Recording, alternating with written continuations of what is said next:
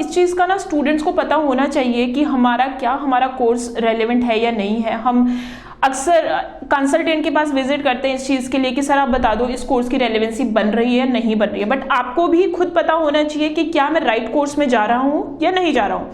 तो सबसे पहले तो हम क्या गलती करते हैं कि अगर मान लो लेट सपोज कोई स्टूडेंट है 12th पास आउट, हम ओवरऑल परसेंटेज उसकी काउंट कर लेते हैं। ठीक है, लेट सपोज एक स्टूडेंट है नॉन मेडिकल बैकग्राउंड से एंड उसकी जो परसेंटेज है वो ओवरऑल परसेंटेज है 75%, लेकिन किसी एक सब्जेक्ट में उसके मार्क्स है बिलो 50।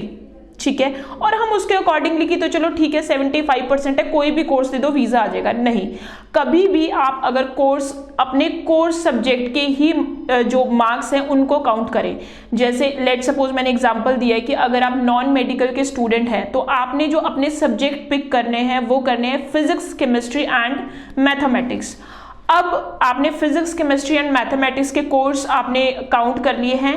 अब आपको सीधा सा लॉजिक है, जिस भी सब्जेक्ट में आप सबसे अच्छा स्कोर कर रहे हैं आप उसके रिलेटेड ही कोर्स लीजिए। लेट सपोज अगर आप बोल रहे हैं कि आपको इंजीनियरिंग के रिलेटेड जाना है, ठीक है, एंड आप बोल रहे हैं कि मेरी जो परसेंटेज है वो 75% है, केस सिनेरियो वही है कि एक में बिलो 50 है, लेट सपोज कि हम इसको मानते हैं कि एक में 45 है, बाकी ओवरऑल हमारे जो है 75 है, and you want to go for the engineering. अब अगर मुझे इंजीनियरिंग में जाना है तो कहीं ना कहीं मेरा मैथमेटिक्स स्ट्रांग होना चाहिए। ये चीज़ का हमने कहीं ना कहीं ध्यान रखना है। तो आई टेल यू कि हमने कोर्स असेसमेंट कैसे करनी है। 3 सब्जेक्ट्स होते हैं आपके majorly, physics, chemistry and mathematics. अगर आप कंप्यूटर के रिलेटेड कोई भी कोर्स करना चाहते हैं या इंजीनियरिंग के रिलेटेड कोई भी कोर्स करना चाहते हैं, हमारे पास फेमस कोर्सेज जो कनाडा में आते हैं वो ये आते हैं: computer engineering, mechanical engineering, electrical engineering, या फिर कंप्यूटर के रिलेटेड मैं बात करूँ तो हमारे पास आता है कंप्यूटर प्रोग्रामर। तो ये 3-4 कोर्सेज ऐसे हैं जिसमें हाई मैथमेटिक्स की रिक्वायरमेंट होती है। इन कोर्सेज में आप तभी जाएं अगर आपके मैथमेटिक्स में 65% एंड अबव हैं। पहली चीज़। अब अगर आप बोलते हो कि लेट सपोज आपके मार्क्स नहीं है मैथमेटिक्स में, आपके किसी में कम है and still you want to apply for the computer related courses, उस चीज़ में ट्रिक आपका ये होगा कि लेट सपोज आपके जो मार्क्स हैं वो 55 to 60% के बीच में कहीं पे फॉल करते हैं, लेकिन बाकी के जितने भी सब्जेक्ट्स हैं उसमें सही है, still you want to go for the computer related program, then opt for computer system technician, क्योंकि जहाँ पे इंजीनियरिंग एंड प्रोग्रामर आ जाता है वहाँ पे हाई एंड आपका न्यूमेरिकल पार्ट एंड कोडिंग ज़्यादा हो जाती है, तो इसमें कहीं ना कहीं हाई मैथमेटिक्स की रिक्वायरमेंट रहती है। तो अगर आपका कहीं 55 to 60% है तो always go for the computer system technician related programs. अब अगर हम सिर्फ वीज़ा पर्सपेक्टिव से देखें तो मेरी यही सजेशन रहती है कि अगर आपका मैथ थोड़ा सा लो है तो always prefer the courses related to physics and chemistry. अब मैं एग्जांपल बता देती हूँ कि फिजिक्स के रिलेटेड कौन से कोर्सेज रहते हैं। लेट सपोज कई बार प्रोफाइल आ जाती है कि मैथ में बहुत ज़्यादा स्कोर नहीं है लेकिन फिजिक्स में बहुत अच्छे स्कोर है, then you can go for the motive power technician, automobile related courses.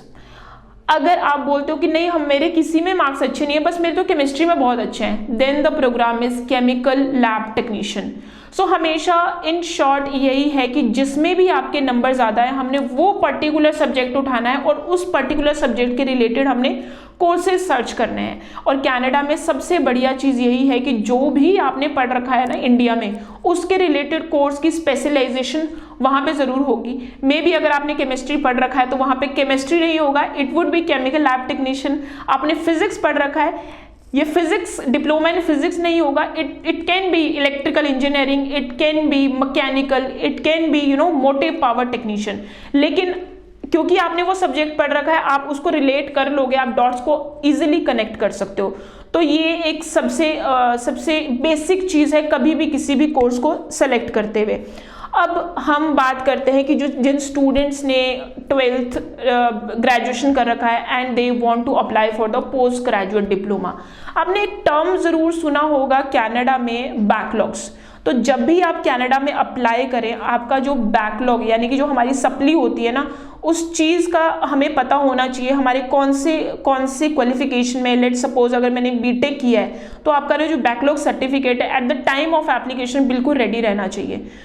अब इसमें भी एक छोटी सी चीज है कि अगर आपने 3 ईयर का ग्रेजुएशन किया है then your backlog should be 6, यानी कि 1 साल में 2, 3 साल हुआ तो 6।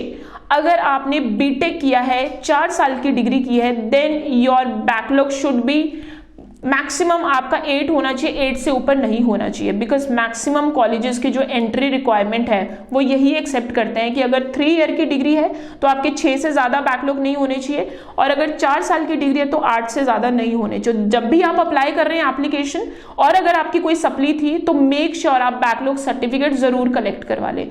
तो ये चीज़ है, कहीं ना कहीं स्टूडेंट्स इस चीज़ को मिस कर जाते हैं। Thank you so much sir.